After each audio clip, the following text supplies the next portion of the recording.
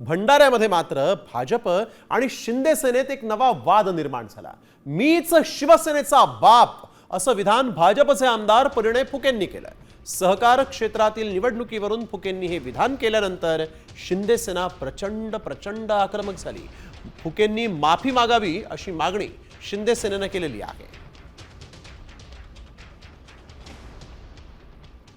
की कारण कसं असतं की तुमच्या घरी जर काही चांगलं झालं तर कोणी केलं? पोरगा जसं 10वी मध्ये पास झाला किंवा चांगले मार्क भेटले तर पोराने केलं किंवा आईने केलं। काही चांगलं झालं तर कोणी केलं? तर आईने केलं।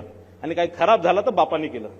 त्याविषयी मला हे पक्का माहीत झालं की शिवसेनेचाही बाप मीच आहे, कारण खापर माझ्यावरच फोडून राहिले।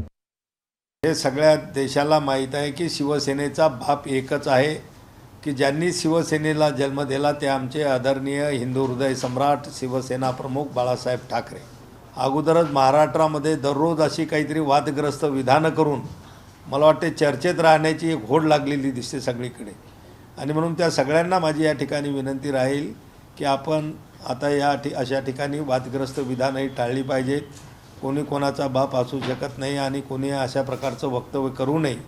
आता isakal.com आहे देशातील नंबर 1 ची मराठी न्यूज वेबसाईट। प्रत्येक अपडेटसाठी isakal.com ला नक्की भेट द्या।